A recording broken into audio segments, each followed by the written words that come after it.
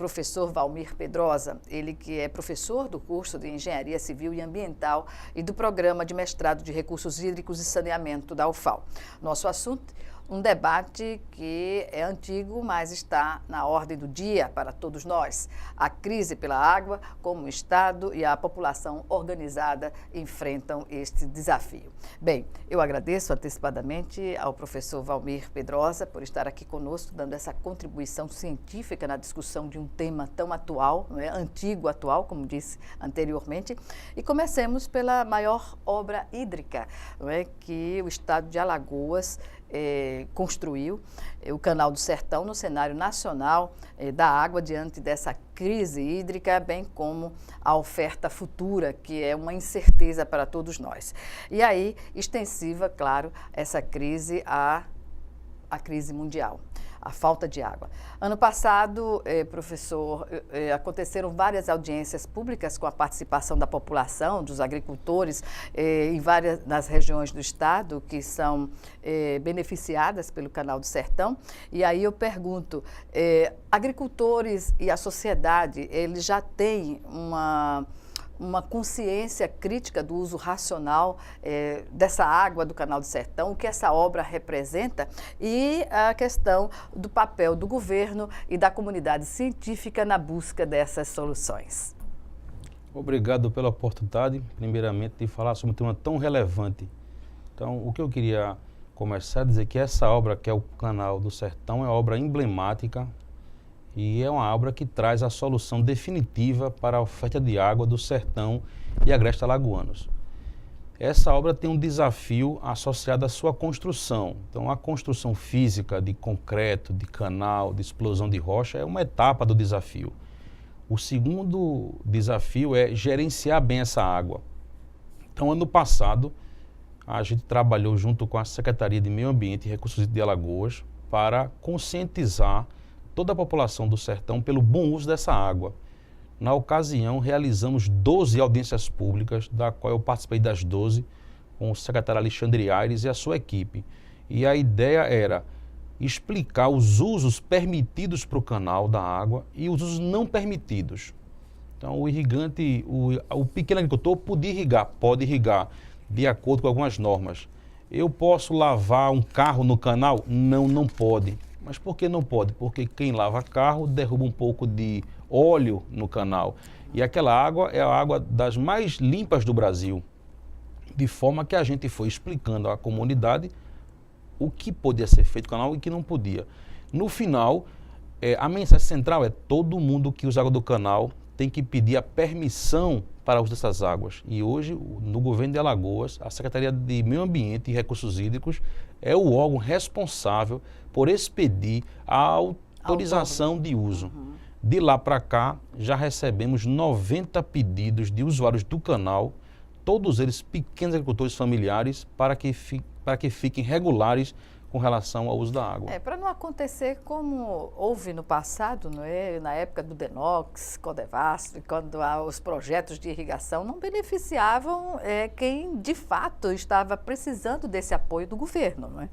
Exatamente. Essa obra é uma obra diferente, porque a gente estava acostumado com adutoras, onde a água corre contida por uma armação de ferro. Aqui não. Aqui é como se fosse um rio com fundo de concreto. Ele já vai no quilômetro 105 com água, de forma que o acesso à água é mais facilitado. Ela está na superfície, é visível. Existem centenas de agricultores familiares no entorno desse canal. Então, não há como o governo de Alagoas gerir esse canal sem o apoio, sem a consciência do agricultor, que já se beneficia da obra e que vai ainda preservá-la, né? para que esse canal, crítica, para que esse canal dure séculos servindo Alagoas. Pois é, dentre as propostas, né, para o uso da água, qual é a que o senhor considera mais sensata dentro daquilo tudo que foi discutido nessas audiências públicas? Há alguma discordância atual sobre a utilização no momento da água em alguma parte do Canal do Sertão? O fundamental desse canal é trazer água para a população que está no seu entorno e para as cidades da região. Agora, em termos de volume de água, indubitavelmente, o maior volume é para a agricultura irrigada. O canal foi concebido para isso, para promover a agricultura irrigada no sertão, no agreste alagoano. Principalmente o agreste, quando você vai se aproximando da Arapiraca, onde estão as melhores manchas de solos para a região. No Alto Sertão são menores as manchas, mas isso não quer dizer que a população do Alto Sertão não possa irrigar. Hoje já há aproximadamente 400 pequenos irrigantes familiares que melhoraram de vida de forma bastante notável, irrigando. Irrigando o quê? Sorgo, milho, melancias e hortaliças. Eu particularmente conheço várias famílias no sertão alagoano que progrediram em pouco tempo com a oferta de água e com muito trabalho. Professor, durante essas audiências públicas, todas as propostas foram compor, depois de uma avaliação geral, num documento, para nortear o uso racional da água. Essas propostas hoje, elas estão seguindo a risca do que foi acordado e deliberado nessas audiências públicas? Sem dúvida. O que a comunidade discutiu e acordou na comunidade pública se transformaram em duas portarias. Essas portarias que foram publicadas pela SEMAR, elas regulam o uso do canal. Uma das portarias fala de critérios gerais, por exemplo, o uso eficiente da água, a obrigação de você, para usar água, pedir autorização.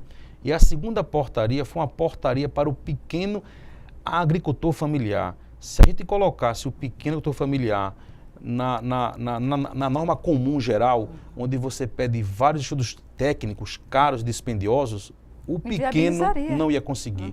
E não é isso que o governo quer. O governo de Alagoas quer que todo mundo use a água de acordo com o bom uso, de maneira efetiva e racional. Ou seja, permitir viabilizar a transformação social, que é um papel principal do Canal do Sertão. Exato. Né?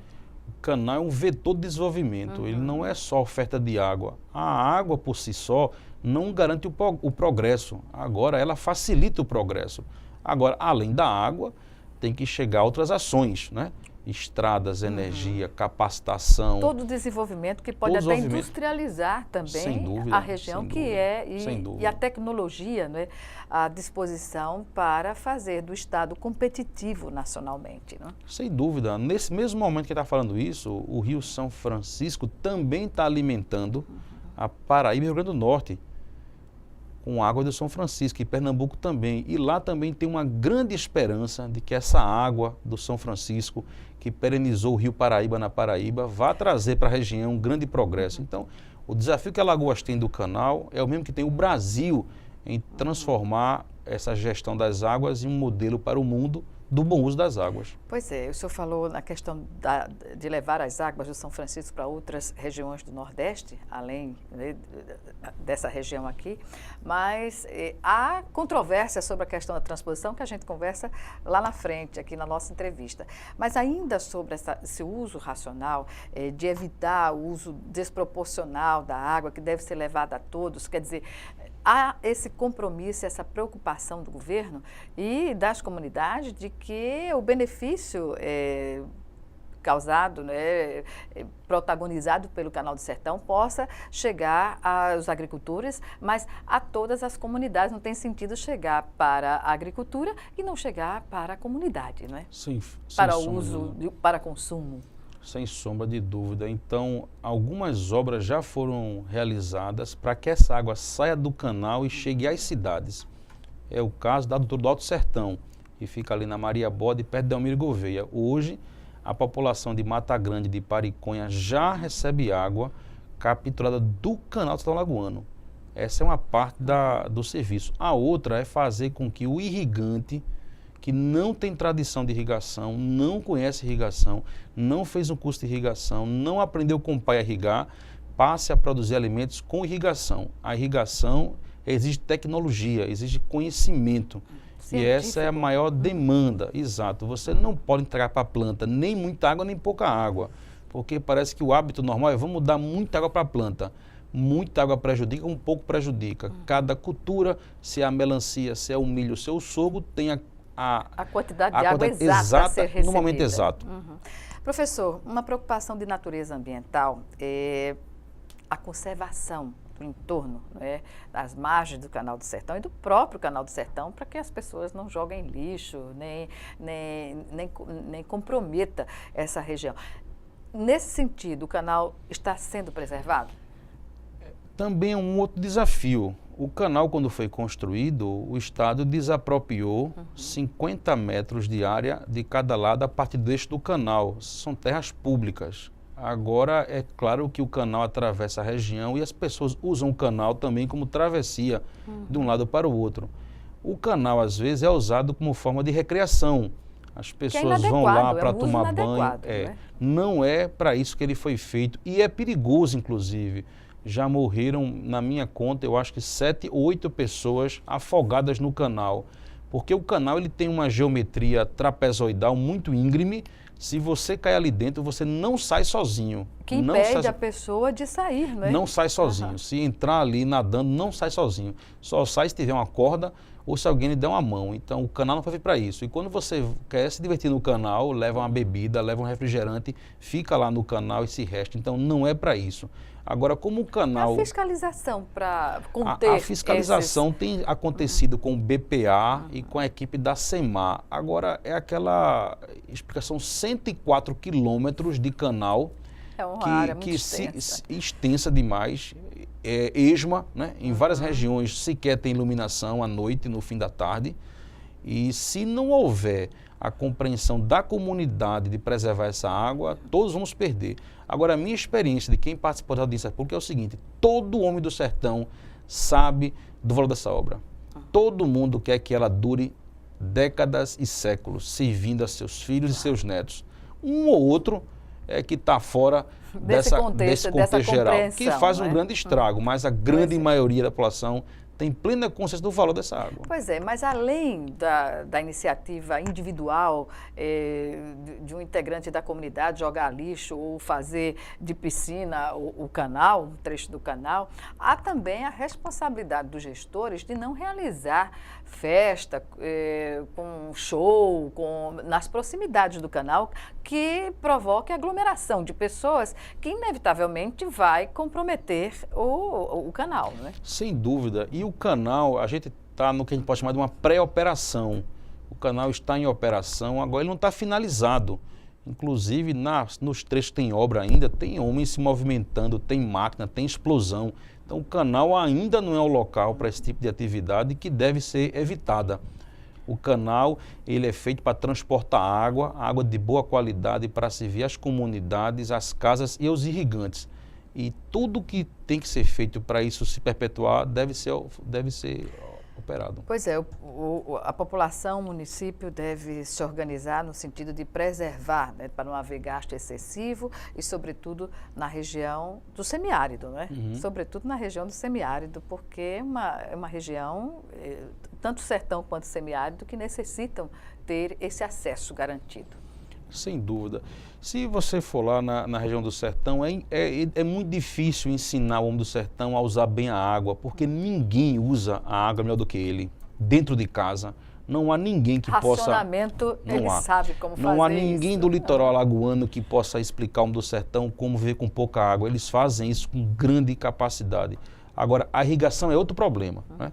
Dentro de casa, a turma usa água com muita eficiência. Vive com muito pouca água. Agora, na irrigação, não tem esse costume, porque nunca houve água para irrigação. Tem que haver uma assessoria técnica, não é? Tem que haver uma assessoria técnica de longo prazo, capacita o agricultor. E ele quer isso também, o agricultor. Ele quer o agricultor, porque ele quer entregar a água que a planta precisa para ter um rendimento máximo. Eu vou contar um caso aqui real lá que aconteceu com a melancia. O agricultor foi dormir, não vou dizer rico, mas foi dormir com uma boa quantidade de dinheiro estocado em forma de melancia. Mas ele continuou dando água para a melancia. A melancia chega no ponto que você tem que cortar a água dela. Você continuar a dar água para a melancia, ela abriu a melancia. Todas as melancias abriram durante a noite por excesso de água, ou seja, perdeu o valor comercial da fruta. Né? Exato. Então, a água não tem que ser nem de mais nem de menos. Cada cultura tem a quantidade exata de água a ser entregue para a planta. Certamente. Professor, nós vamos chamar agora o nosso segundo intervalo, aliás, nosso primeiro intervalo, e o Frente a Frente volta já, em 1 minuto.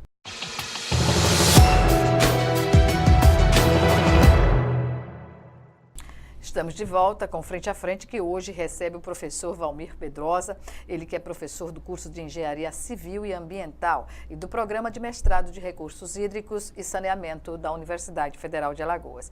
E agora, dentro desse contexto, não é, dos conflitos pelo uso da água, os cenários nacionais, internacionais, pela água, eu falo sobre a construção de um livro de autoria do professor, intitulado Solução de Conflitos pelo Uso da Água.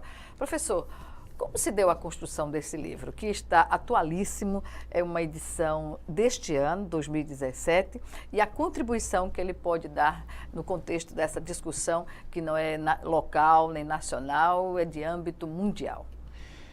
Eu fui fazer o estágio de pós-doutorado na Califórnia de 1 ano. Quando cheguei lá, o professor da Califórnia me deu uma missão, que era conseguir 10 pessoas de 10 países diferentes para falar sobre água em seus países. Aí eu circulei no departamento e encontrei um chileno, um americano, um egípcio, um turco, um alemão, um italiano, um francês, 10 pessoas. Cada um veio falar por um dia sobre o seu país, no tema água. Quando eu voltei ao Brasil, eu entendi que eu estava com um documento riquíssimo na minha mão.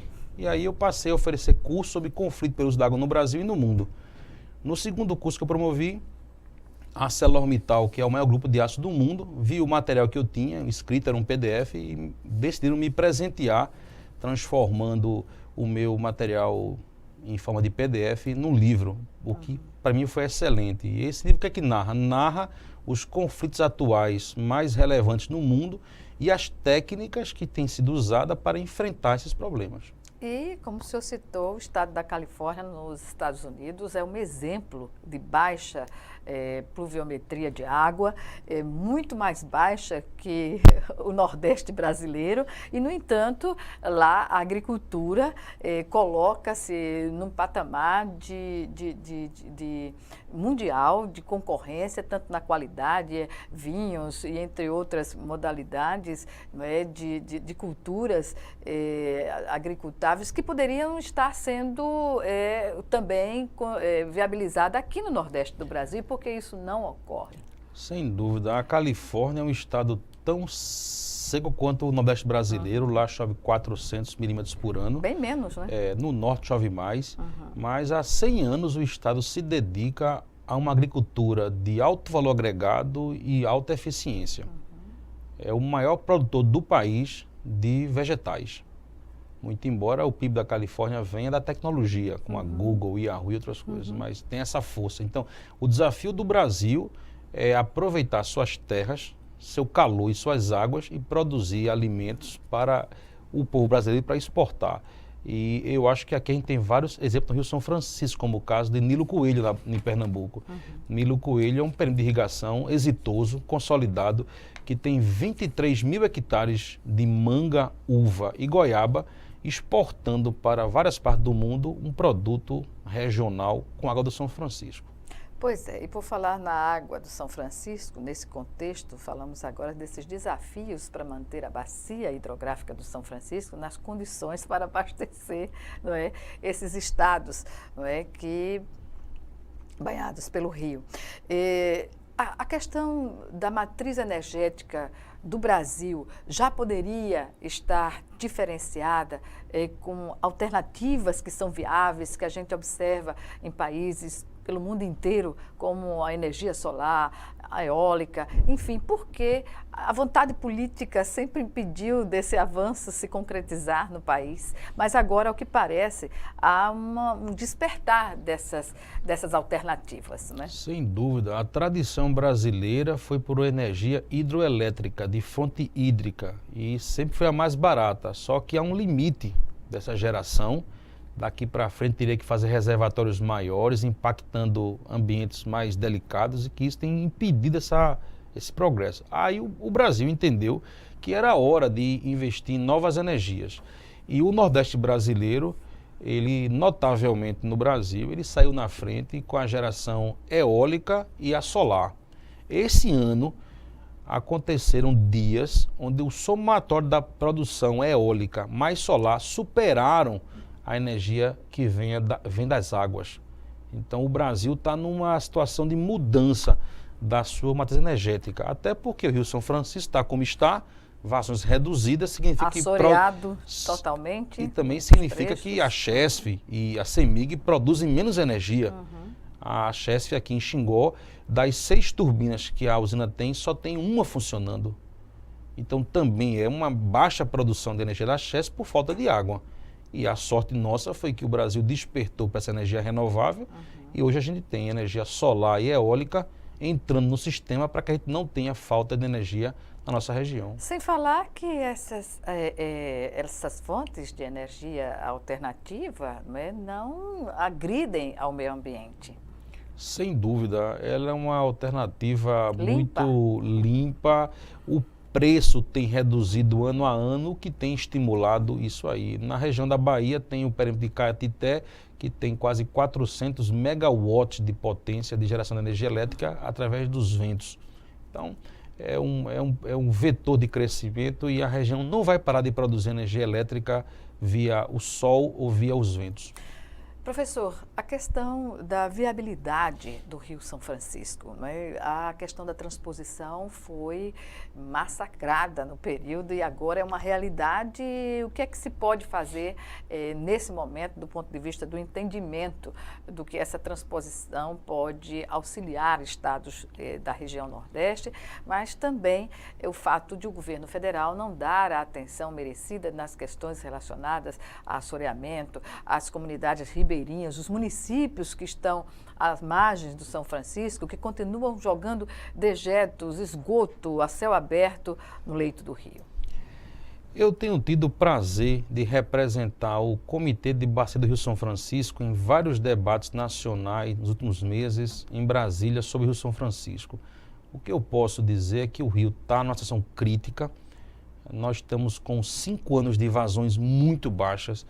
Sobradinho, que é o maior reservatório da região, tem hoje em torno de 10% da sua capacidade máxima. Vai chover agora só em novembro na região. Então temos aí mais 3, 4 meses para ele ir descendo. Ele vai descer até 5. Rápido, não é? Vai descer, exato. Mas eu acho que existe uma consciência que ninguém pode deixar esse rio morrer. Esse rio tem um valor econômico, um valor cultural, um valor simbólico intangível nesse Brasil todo. Por mais que a situação dele hoje seja uma situação de dificuldades, eu acredito que a população brasileira não está alheia a esse problema e não vai permitir que esse Brasil tome o destino de rios que morreram em outras partes do mundo. Agora, para isso, temos que ter gestão boa dessa água, preservação, mas também temos que ter um bom inverno. A gente precisa que chegue um inverno... Outros invernos semelhantes a esse que estamos vivendo. Exato. A gente também precisa que o rio ganhe um inverno normal ou acima da média para dar um fôlego. Mas, sem dúvida, o saneamento principalmente é uma questão que tem que ser atacada, porque é inaceitável, nos dias de hoje, a gente ter as cidades da beira do São Francisco lançando seus esgotos direto no rio, sem tratar seus efluentes. Pois é. Professor, e claro que essa situação, ela vai refletir, claro, na qualidade da água, né? Hoje, qual é a situação da qualidade da água do Rio São Francisco nessas regiões em que há essa quantidade de dejetos? O rio é um rio que tem quase 3 mil quilômetros de extensão, então tem trechos mais confortáveis, tem trechos mais, com situação pior, então a gente tem efluente das cidades lançada, a gente tem alguns dejetos vindos das irrigações, dos defensivos agrícolas que vêm para o rio também. A gente também tem a situação da cunha salina, que está entrando no rio, em direção ao continente, que já passou de Piaçabuçu. Que avança até comprometendo a água. Piaçabuçu hoje já tem uma... Para o consumo humano. Sem dúvida. Piaçabuçu hoje já tem metade do dia desligada bombeamento, porque não pode pegar água na maré alta.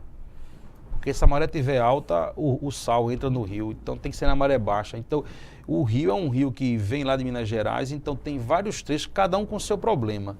Agora, a preservação do rio, principalmente no tratamento dos seus efluentes domésticos, essa é decisivo para que o rio tome uma melhor situação. Pois bem, voltando à publicação, ao seu livro, Solução de Conflitos pelo Uso da Água, qual é a proposta na prática do livro, não é, para alguém que não está ligado à comunidade científica, a população em geral, leiga até de muitos assuntos correlacionados ao tema? Esse livro, é bom que você tocou nisso, não é um livro feito de engenheiro para engenheiro. A ideia inicial, de fato, era que fosse uma leitura fácil, uma leitura que todo mundo pudesse dizer, entendi a mensagem central do livro. O que o livro fala são de técnicas atuais e modernas para dividir as águas escassas. Por exemplo, tem o caso aí da ArcelorMittal. A ArcelorMittal, lá em Vitória do Espírito Santo, se viu pela primeira vez com escassez hídrica. A ArcelorMittal fez um investimento em reuso e reduziu o seu consumo de água pela metade. Então, quer dizer, a indústria se mobilizou, né? Reduziu o consumo. Do outro lado do poder público, o que o governo tem feito é, paulatinamente, reduzir as vazões autorizadas para os irrigantes. No caso do Paraíba e do Ceará. No Rio São Francisco tem sido redução das vazões defluentes do rio de Sobradinho e de Xingó. Então, para cada situação, o setor privado ou o setor público reage conforme os instrumentos estão à mão. Neste contexto das relações entre privado e público, aqui um tópico, perceber a diferença entre posição, entre aspas, e interesse, quando nas discussões das questões ligadas aos recursos hídricos, não é? Que envolve hidrologia, hidráulica, botânica, física, enfim. O resultado de uma solução tem que atender a esses interesses ou a posição defendida, como isso é colocado? É que eu estudei o tema conflito, gestão de conflitos, em qualquer situação. Depois apliquei o tema água. E o conflito tem 4 passos para resolver um conflito. O segundo passo é perceber interesse e posição. Às vezes você diz uma coisa, mas quer outra. Você verbaliza uma coisa numa reunião, você extravasa a sua emoção, mas o que você quer é outra. No caso da água, tem uma aplicação que é o seguinte. Agora, o governo federal quis proibir as captações do Rio São Francisco na quarta-feira. Todo mundo está proibido de pegar água do rio na quarta-feira. Qual era a ideia? A ideia era preservar a água desse dia. O reservatório caiu um pouco menos. Então foi uma política linear. Excetuando as cidades, ninguém vai tirar água do Rio São Francisco na quarta-feira. Isso foi publicado. Só que uns setores podem ficar sem água um dia, mas outros não podem. É o caso da indústria. O que foi que a indústria fez? A indústria entendeu que o governo tinha a posição que era um dia sem água, mas o interesse de fato era poupar água. Foi o que a indústria fez. Rapaz, vamos fazer o seguinte, vamos fazer um acordo. Ao invés de ficar um dia sem água, eu me comprometo a reduzir o consumo todo em 1/7, que é um dia na semana, ou seja, 14%. Dividiu, né? Dividir. Então, ao invés de diluiu poupar, na semana. Aí eu posso funcionar e no final todo mundo obteve o que queria, né? Eu tive minha água. Exato. Dos seus interesses, né, para viabilizar os seus negócios, digamos assim. Exato, minha atividade profissional, ao mesmo tempo eu contribuí com 1/7 a menos do consumo. Então, esse é um exemplo prático de o que é posição e o que é interesse. É perfeito. Comum. Professor, vamos chamar agora aí sim o nosso segundo intervalo e o Frente a Frente volta já já.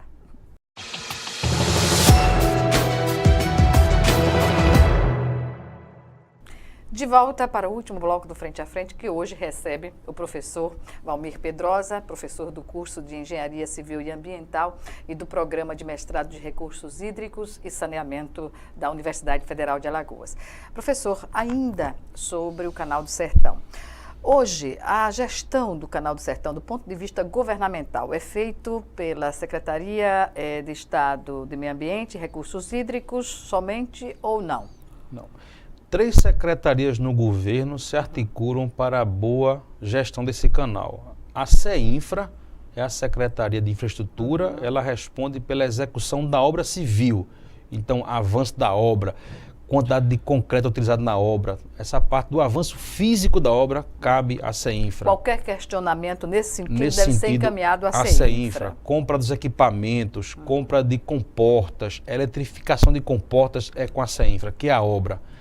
A agricultura é a responsável por organizar a produção agrícola advinda do uso dessas águas, capacitar o técnico local, capacitar o agricultor local numa parceria SEAGRE com a Emater. E por último, o último tripé é a SEMAR, o último, mas não menos importante, que é a secretaria que tem a capacidade e autoridade de autorizar o uso dessa água, organizar o uso. Então, o agricultor que quiser um documento legal que o autoriza a usar a água, deve procurar a SEMAR, que lá tem formulários próprios e equipe própria para orientar o agricultor a ter esse documento. O usuário também tem que, com a SEMAR, as questões, por exemplo, de instalação de hidrômetro para com consumo, a SEMAR, para com a SEMAR, medir o consumo. Com a SEMAR. Porque a autorização para o uso da água, ela exige que você diga o fim que você quer e a quantidade de água que você precisa. E para isso ser aferido, o hidrômetro. Então, você está obrigado a usar o hidrômetro para, no final do ano, a SEMAR voltar ao local e dizer, autorizamos que você use tantos metros cúbicos e checar se você usou mais ou menos. Por hectare no dia, né? No dia, exatamente. A regra do hectare no dia é para facilitar o agricultor familiar, que não tem condição de contratar uma empresa de engenharia para os estudos. Agora, um agricultor maior, alguém que quer irrigar 100 hectares, 50 hectares, aí vai cair num estudo mais detalhado e mais extenso. Mas o pequeno agricultor, se ele for lá dizer que vai plantar 10 tarefas, 5 tarefas, 20 tarefas, ele vai ter um comportamento, um trâmite muito mais fácil para ele. O agricultor que desejar fazer um financiamento para financiar a sua agricultura, seja ela familiar ou não, tem que necessariamente apresentar a outorga do uso da água. Sem dúvida. O agricultor que for pegar empréstimo no banco BNB ou em outro qualquer banco de fomento do agricultor, um dos documentos indispensáveis é a autorização de uso da água do canal. Sem esse documento dizendo que ele está regular com o uso da água, ele não vai ter o financiamento aprovado. É por isso que hoje a SEMAR deve ter 90 a 95 pedidos de uso da água no canal em análise. Pois é, se a gente for observar que em dezembro de 2016, apenas 3 pessoas possuíam a autorização da Secretaria e a Secretaria avaliava ainda 87 pedidos, o aumento foi pequeno, né, para a necessidade da região. Esse resultado desses 97 foi a rodada de audiências públicas. Agora é preciso fazer outra rodada para que a turma ganhe essa nova... Essas audiências têm de ser mais permanentes até que a cultura seja absorvida pelo conjunto da população beneficiada pela obra. Sem dúvida. E aconteceu agora um fato notável. Tivemos um bom inverno. Então, quem vai ao sertão hoje vê o sertão cheio de água. Então, o fato de ter muita água nos barreiros dá aquela... Opa, eu vejo isso depois.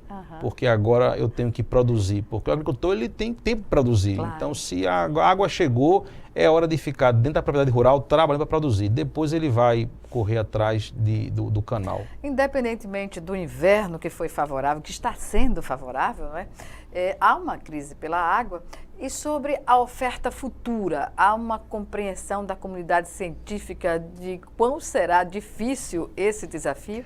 Esse é um tema, Gorete, muito polêmico. Muita gente diz que sim, diz que não. Agora, o que acontece hoje no meio técnico é o seguinte, a recomendação é, devemos nos preparar para um futuro de chuvas incertas. Aquele padrão de chuvas do passado, que alguém dizia, em Maceió tem as trovoadas de janeiro, isso você pode dizer que isso não é mais regra. Você atravessa janeiro sem trovoadas. Então, o que os órgãos gestores estão dizendo é o seguinte, usuário, se prepare porque vamos ter chuvas sem o padrão do passado. Vamos ter eventos mais secas e mais cheias de forma errática. Então, a gente tem que se adaptar ao novo padrão de chuvas que está por vir. A atuação da Agência Nacional de Águas nesse contexto, não é, de verificar as questões relacionadas ao Nordeste particularmente, porque é a região que mais sofre com a seca, historicamente, como o senhor avalia essa relação, inclusive relacionada à preservação do Rio São Francisco, tão utilizado na energia que é distribuída no país? Eu tenho uma visão da agência como um dos melhores órgãos públicos brasileiros, tecnicamente falando, em atuação no Brasil. Eu conheço vários integrantes daquela equipe, alguns são meus colegas de mestrado e doutorado. Eu reputo eles como técnicos de altíssima qualidade. Agora, o desafio que eles têm que enfrentar é do tamanho do Brasil. Então, o Brasil precisa que os estados, os municípios, todo mundo se aproxime para discutir sobre o tema água. E o que tem havido? Tem havido. As pessoas estão percebendo esse risco, tanto o industrial como o irrigante, tem percebido isso. Agora é preciso também, né, que a gente fortaleça os órgãos estaduais para junto no sistema federal, estadual e municipal, essas três forças se unam para que o Brasil gerencie melhor as suas águas. O que eu posso dar como exemplo é o Rio São Francisco.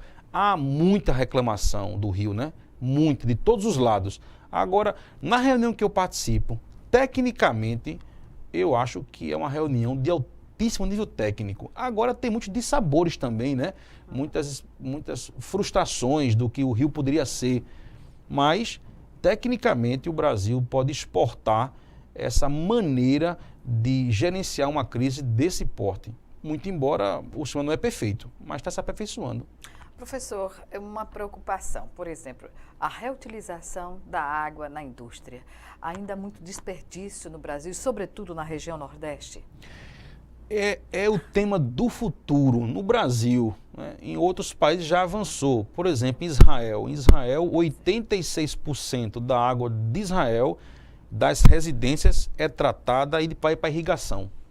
86% da água de Israel da irrigação vem do efluente tratado. E justamente pela escassez de água naquela região. Israel, e nós aqui não disponibilizamos dessas tecnologias. Israel está numa situação complicada até territorialmente, ao lado de países não amistosos com ele. Então, a situação... Agora, no Brasil, o Brasil tem caminhado. A ArcelorMittal é um exemplo dessa, de uma empresa que investiu em reuso e reduziu pela metade o consumo. Eu li ontem na matéria que na Paraíba aqui, a Coteminas, que é uma empresa de tecidos, vai começar a usar água de esgoto para refrigerar suas máquinas. Então, a escassez hídrica ditou uma nova maneira de atuar para as indústrias. Não há água pura, água in natura para usos industriais menos nobres. É um desperdício, na verdade. Um desperdício. Né? Uma indústria tem vários tipos de uso. Tem águas mais especiais que vão lavar os alimentos, por exemplo, e tem águas de menor valor, as águas que vão esfriar equipamentos. Por que eu vou usar água de melhor qualidade para esfriar uma máquina? Não precisa. Agora, há parte do processo que eu tenho que ter água de grande qualidade. Eu acho que essa é uma nova fronteira de investimento no Brasil e o Brasil tem feito isso. Eu acho que daqui a 10 anos nós vamos ter um novo cenário no Brasil nessa área. Um novo cenário que já podia ser realidade. Já. Faltou o quê nesse sentido? Faltou uma crise como essa para acender a luz vermelha. Porque Mas o planejamento não seria a saída para os governos para evitar desperdício tanto de dinheiro quanto do fator da energia propriamente, do recurso natural?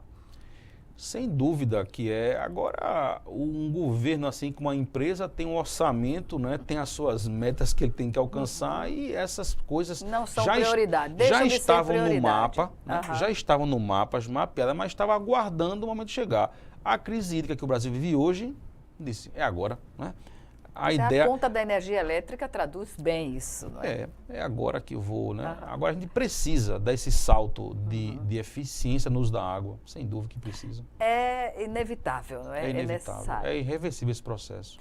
Professor, para a gente encerrar o programa, estamos no minuto final. Quais são as suas expectativas no que diz respeito à nossa realidade aqui, ao Canal do Sertão, de ele proporcionar a utilização racional, ou seja, a convivência do homem, da seca, com essa condição agora de reverter aquela condição, aquela mazela social? É um tema muito interessante de encerrar um programa. Agora, eu como professor, queria primeiro fazer um adendo a isso. Eu acho que o Brasil precisa atrair para esse tema as suas melhores potencialidades. O Brasil precisa de uma geração inteira altamente treinada para enfrentar a crise hídrica do porvir. A gente precisa de engenheiros, biólogos, sociólogos, historiadores, geógrafos, altamente capacitados para o tamanho do desafio. Nós temos águas subterrâneas, mas a gente não pode esquecer que isso é uma reserva que não pode e ser elas estão tocada. conectadas, né? Exatamente. No caso da Bahia, lá do Urucuia, a água do Urucuia abastece São Francisco. 80% do Rio São Francisco, na seca, vem do reservatório do aquífero Urucuia. Se eu não cuido do Urucuia, eu estou secando o Rio São Francisco. Então, essa percepção, Gorete, de altamente técnica, de uma geração toda... E preservacionista, Exato, né? Exato, é preciso. E para finalizar sobre o Canal do Sertão, o Canal do Sertão é a solução definitiva para o sertão alagoano. A água chegou numa cota alta, porque a água sempre houve, na cota baixa, lá embaixo, lá em Piranhas, na cidade de Piranhas, o rio está 10 metros acima do nível do mar. Está muito baixo, o canal passou com água no alto. Porque eu posso levar essa água? Posso, mas quanto custa a energia? Então o canal é uma obra que só tem um bombeamento de 38 metros, dali eu subo 38 metros, depois eu vou até Arapiraca por gravidade. Hein? É notável essa obra desse ponto de vista. Agora a água não é o único elemento que garante uma região crescer. A água é o elemento composto com outros. Educação, estrada, energia, e eu tenho fé que essa água vai ser bem usada para transformar o sertão alagoano, assim como a irrigação transformou Petrolina. Certamente. Agora, muito trabalho do governo, do setor privado e do povo alagoano vai ser necessário. Claro, a união de todos para um objetivo comum. Professor, eu agradeço mais uma vez a sua participação aqui no Frente a Frente e até uma próxima oportunidade. Eu agradeço a oportunidade. Obrigada. Obrigada a você também que nos assistiu e até o nosso próximo encontro aqui, Frente a Frente.